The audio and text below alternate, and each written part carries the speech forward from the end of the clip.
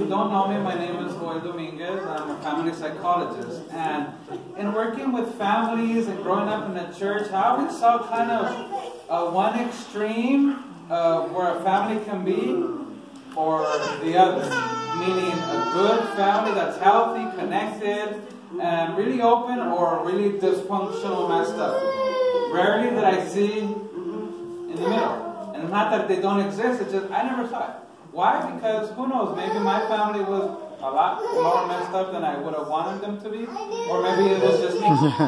The reason I say is why I wish the family camp was available or we would have been there, because of all the things that I went through. I know that if I would have been able to have a moment where we were secluded, away from distractions, where I can connect with, for example, my dad. My dad and I had a really up and down relationship for most of my life. And a lot of it was him, and a lot of it was me. So it was 50-50. I can't throw him under the bus without throwing myself there too. And if whatever it is that your family may be going through in these next moments, I want to ask you just to focus on what you want to get out of this weekend. You know, what is it that you want to go back down the hill with? What is it that you want to restore? What is it that you want to make better?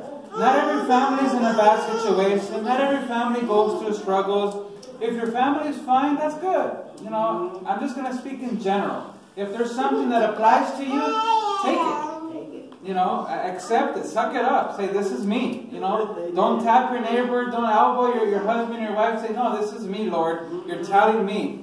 You know, one of the things that I like telling people when we go to a service or you go to an event, you know, go like if it was just you and the speaker showing up. That way you can think, man, this is going to be awkward, but it's just for me. I need to receive this. I need to plant this in my life, because when I go back down the hill, even if my family is in good shape, I want to make them better. I want to elevate them to a level where the legacy is bestowed, where I don't have to worry about my grandchildren or my great-grandchildren. I want them to be in a good spot. We're not always going to be here.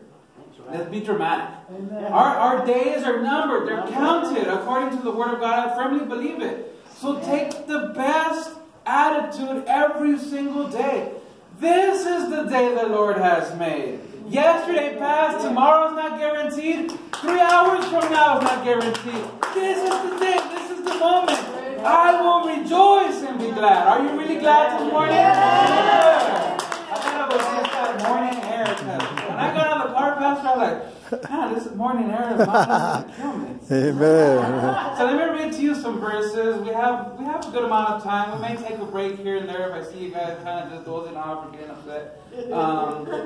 Remember, I am an expert. I am not the expert. So I'm going to give you a Christian perspective on psychology, on the family. So whether you're married, not married, single, ready to mingle, wherever you're at in life, I want you to take it in general. When I say family, pick those who you hold close to you. Because if I say think about your family, you may think of the people who live at your house.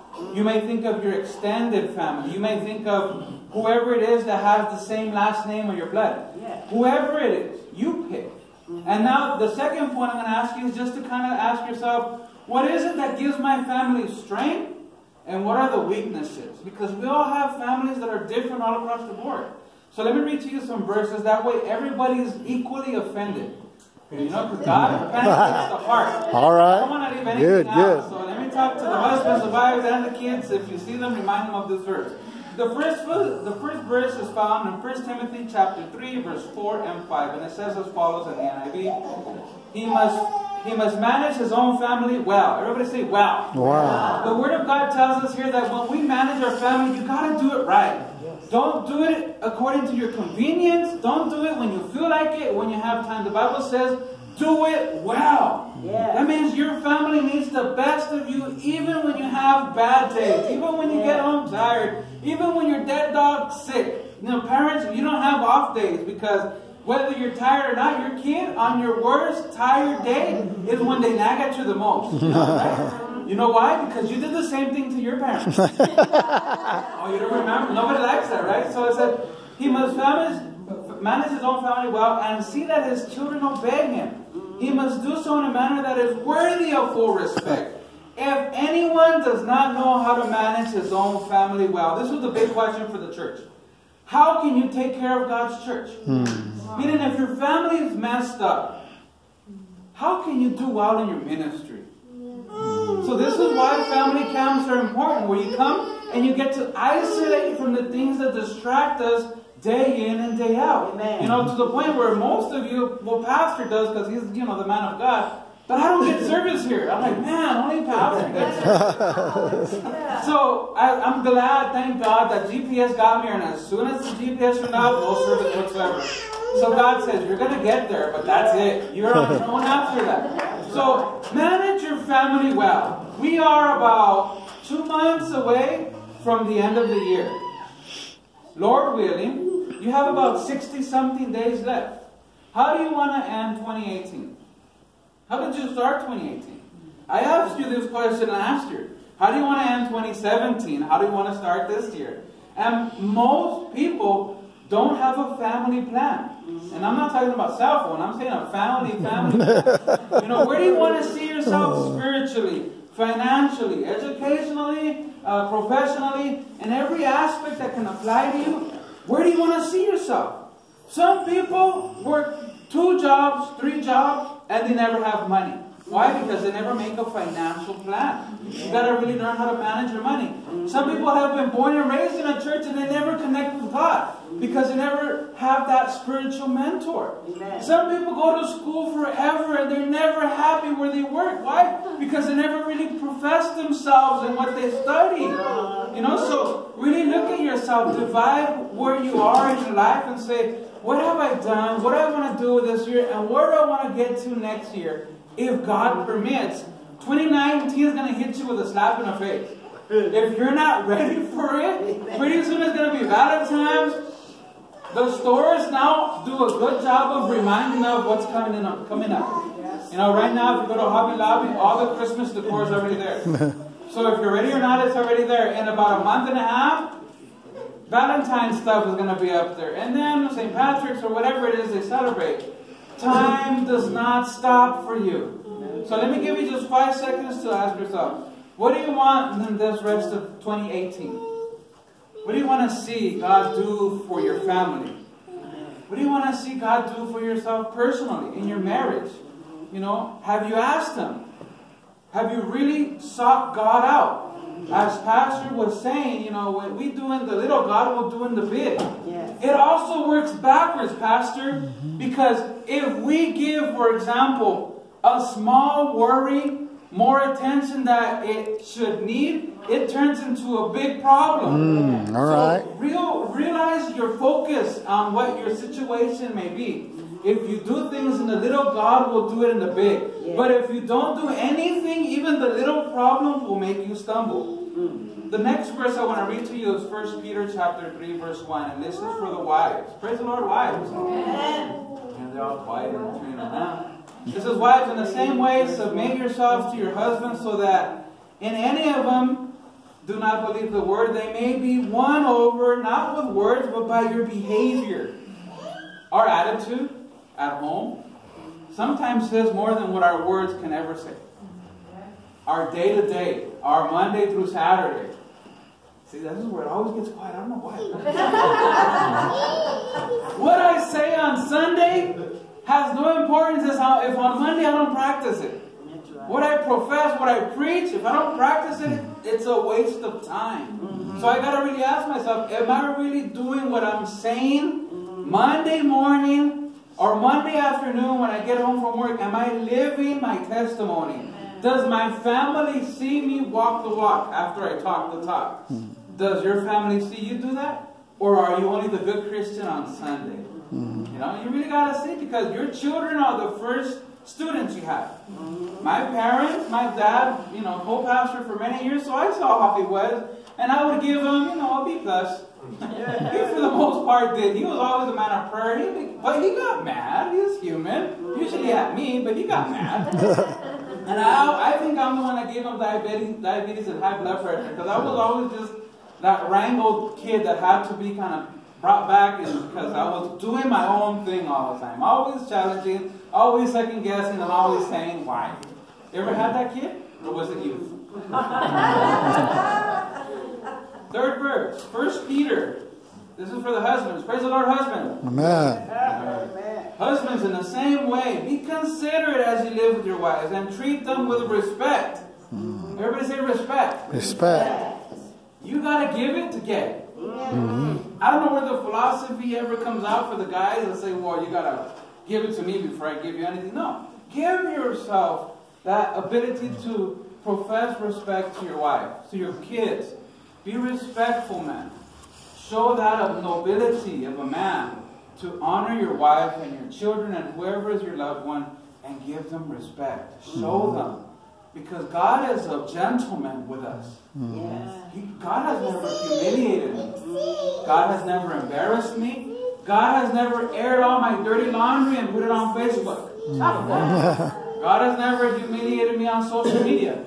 God has always been a gentleman with me. He's always respected me. Why can't I do the same thing if I'm being Christ-like? Does that make sense? So it says, live with them and treat with them in respect as heirs of your gracious gift. That means you're going to give them as an inheritance. If there's anything that I want that my child gets in my life, it's my respect, it's my nobility, it's my testimony. Because that's going to show her how to get to heaven. If I don't teach you that, who will? Is it pastor's fault? No. It's my kid. It's my child. It's my family. You know, you have to really look at yourself in the mirror and say, what have I done to really plant that seed for that next generation? Have I taken that time? Did anyone do it for you? You know, if you didn't get it, this is where you get to stop the cycle and say, because I didn't get it doesn't mean I'm not going to give it. Because God has given more than enough. More than what I need, I'm going to give it out because He is my constant provider. He will never be without. He gives me generously without giving me dirty looks. That's a wonderful thing. And when I give Him, He gives me twice as much. So why should I ever stop? Last verse, and this is for the kids. So if your kids are here, or if you want to remind your kids and give them a guilt trip, this is a great verse for them. Ephesians chapter 6, verse 1 through 3 says, children, obey your parents in the Lord, for this is right. Honor your father and your mother, which is the first commandment with a promise, so that it may go well with you, and that you may enjoy a long life on earth. Now, I always tell my wife, when I die, hopefully God comes to His church before, but if I die, there's one verse that I want you to put. This is my favorite verse. It's the easiest verse, I think, in the Bible. It's Proverbs 22:6. That's the verse that I have embraced for me, because as a professional counselor, psychologist, therapist, gardener, whatever my wife needs from me, I always remember that everything I know now started from my childhood. Proverbs 22:6 says, instruct the child in the way he should go, and when he is old, he will not depart from it. That tells me that from the moment I was born, there was a road that God had for me. There was a destiny, and there was a path that He had already preordained in my mother's womb. He said, Joel, this is for you. This is the path you need to walk down. However, if my parents never show me that that road exists, I will never walk on it. So God creates the path, but children, we learn how to walk from our parents. You know, don't you remember the first time your kid learned how to walk? It was in a celebration, you know, you had it on social media, and they're there walking like Frankenstein, like, and they look like robots. But we're like celebrating it because we know it's a transitional milestone. They're going from crawling to running, and they're never going to stop after that. Sorry. But, you know, you celebrate them because, you know, they're growing up. I have videos, countless pictures of when my daughter started walking, and and when my daughter walked, it was like, I acted like if that was the only little girl to ever learn how to walk ever. And I wanted to show everyone, hey, look at the mailman, hey, come here, look at my daughter walk. And he's all like, okay, I'm just getting the mailman. And my mom and my mother-in-law, everybody, my pastor, like, hey, my daughter's walking. I know your daughter doesn't know how to walk. She's 30, but look at my daughter walk. It was such a joy. Some of you should go back, if you maybe have twice as many videos as I have, and remind yourself of that blessing you felt. Some of you should go back after this camp and remind yourself of the baby pictures. That joy you felt to be a parent when your child was born. Don't ever let go of that, because that's the foundation that you need to give you that push every day, on your bad days, on your sick days, the days that you don't have money in the bank, the days that there's no food in the refrigerator, whatever it is that you may be going through. The problems in your marriage, the problems in your family. Remember, there's always something good in the worst person that you think exists in your life. If I want, I can find good in anyone. Criminal, drug dealer, doesn't matter. If I look for the good, I find it. Amen. But if I look for the bad, I also find it. So let me ask you this question. What do you spend your time looking for? What is it that really drives you? To find goodness in people? Or to find their faults? Because there are professional fault finders. I know not here. They're the ones that didn't come this week. But there are people that they want to look at everything bad and just put it on a spotlight to remind us of how bad we've done. But there are people that no matter what we go through, we may be full of mud and dirty and our hair messed up, well, most of us, and they will find something good in you and they will smile when they tell you. Those are the people I like, because I know regardless, they accept me unconditionally, just the way God does. On my worst day, He loves me. On my worst day, He blesses me. On my worst day, He uplifts me. On my worst day, He brings me out of the miry clay. On my worst day, He heals me. On my worst day, He gives me. Why can't I do the same? So these are questions for you to ask yourself. I can do that same philosophy. I can love people even if I don't feel love. I can give to others even if no one's given to me. Why? Because God gave you life. God gave you this day. Did you have to remind God to wake up today? No. Did He have to remind your heart to beat? Did you have to remind your lungs to breathe? No. God says, I got it. Don't worry. You do everything out. You love people. Smile. If you can't do anything, smile. You know, having worked in a jail for so long, one thing that a lot of the criminals or deputies or anybody doesn't like is that I walk in and I smile. And I know there's a sergeant who always walks in and he's like, man, what's wrong with you? I said, why? You're always smiling. I said, man, I'm blessed. And like, what's wrong with you? I always tell him. And he's like, you're always smiling. He's like, is that against the law, officer? I always tell him. And he's like, no. Well, then why are you always hounding me? Because we're in a jail. It's like, well, you're in a jail. I just come in and out. I walk in and out. But I could have been on the other side. And God says, no. God says, you have a plan. God says, I have something for you. Just follow me. Keep my commandments and do your part. We have 2 months left. 2 months left to say, God, this is going to be the way that I want to finish 2018. God, I want to finish 2018 fighting for my family, not with my family. Going back to why I feel that I wish I would have had more. I would have loved to have been inside of a family conference sitting next to my dad. You know, I would have loved to have just him focusing on me. This is one of the fights that I had with my dad. I always told him, you're always busy in church. You're always busy at an activity. You're always busy doing this. How come you never ask me what's going on? Where my life is? That was one of the conflicts that we had. We always clashed about that. And he'd give me the church excuse, and I just always try to say, hey, but the Bible says there's time for everything. He hated when I told him that. Doesn't it say in Ecclesiastes 3:1, there's a time for everything under the sun? Where is the time for your son? You don't even know what favorite ice cream I like. This is one of the things that your children may throw at you. And it may not be because you're busy at church. It may be because you're busy doing other stuff.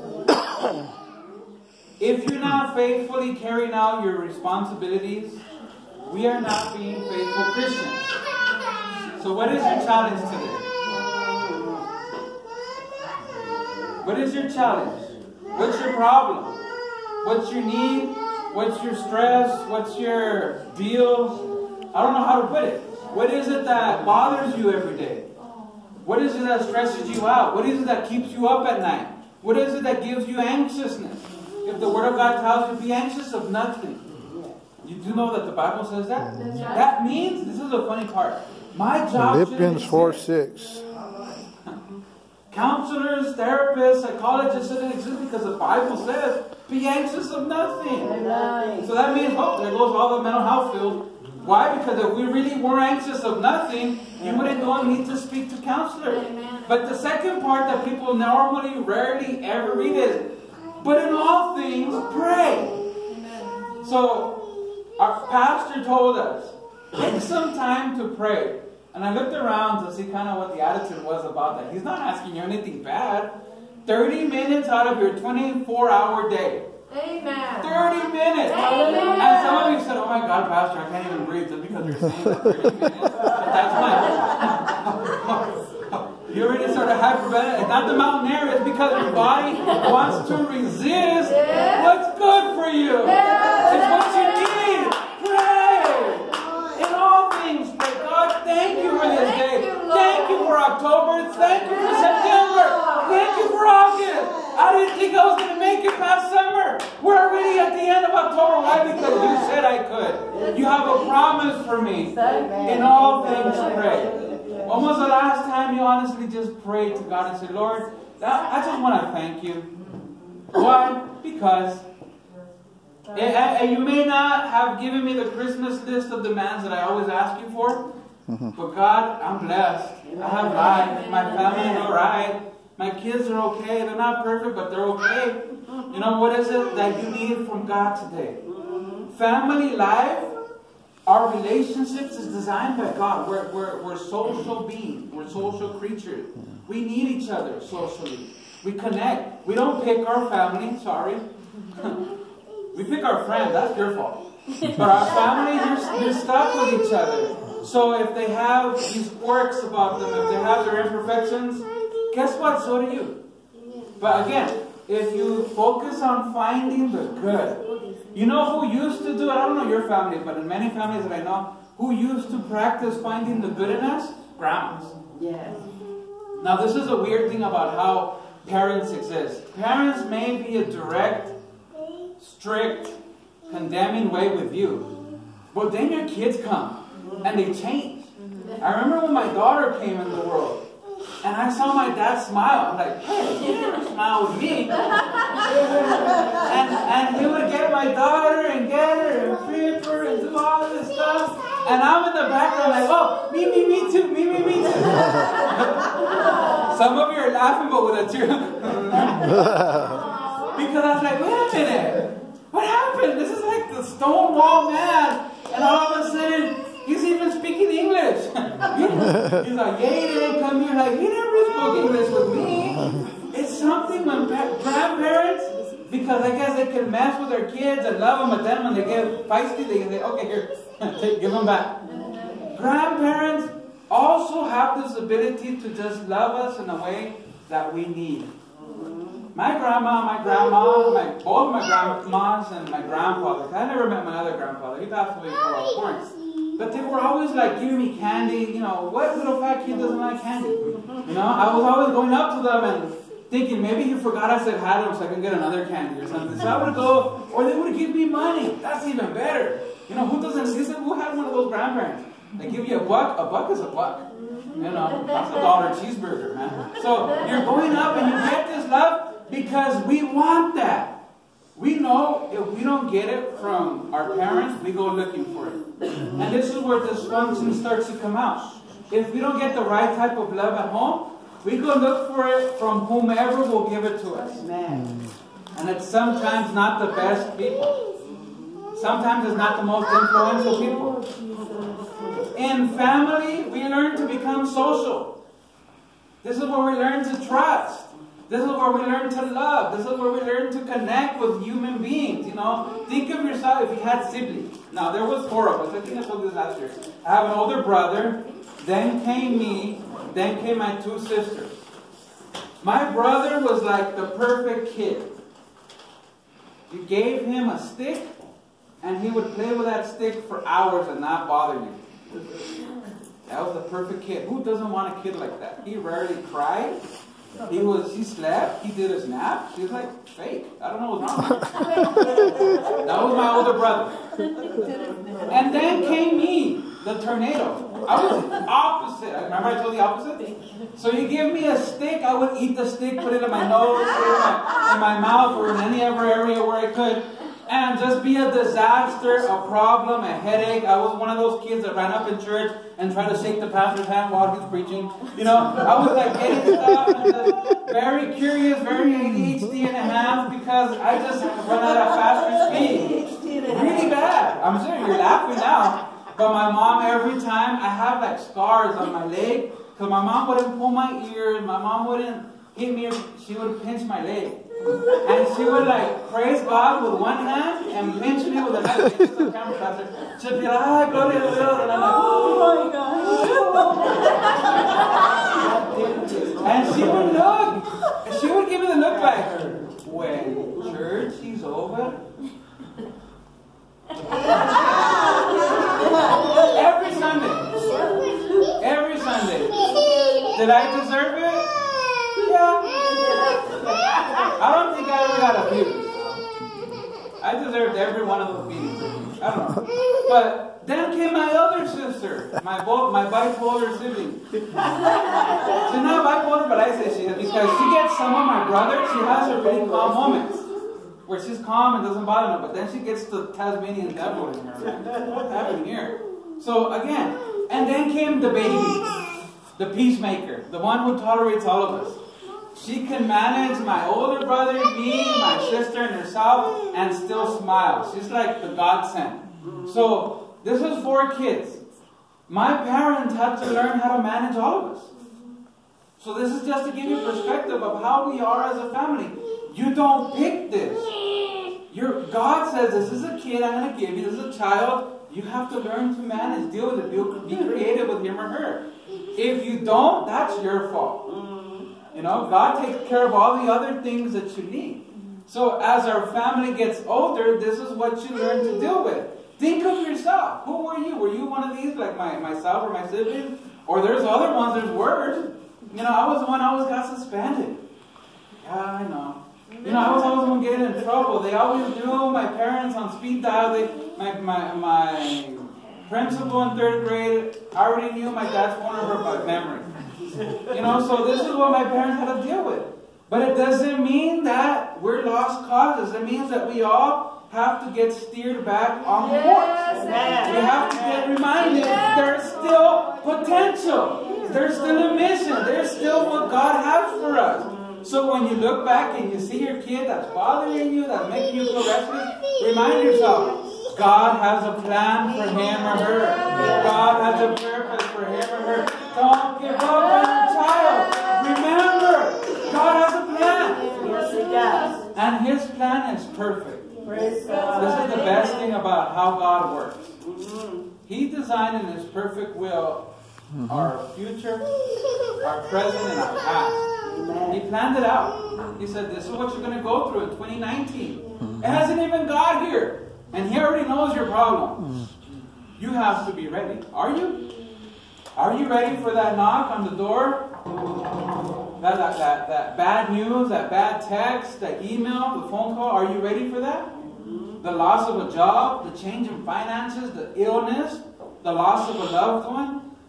Are you ready for that news? None of us ever want bad news. None of us ever wake up and see a flat tire in our car and say, oh, thank God, I was hoping it was a tire. I wanted to test out how to change the tire today. None of us are ever happy when something's wrong. But it doesn't mean our life is over. Amen.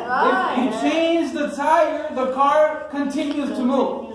So in your life, if you change even the little problem, your life will continue to move forward.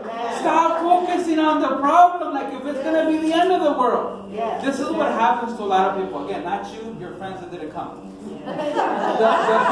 The problem comes, let's say this water bottle is the problem in your life. It already happened. It already exists. Now your job is to understand it and see how you can problem solve. Not just complain, oh, because there's so many ways I can complain about my problem till the ends of the earth. There are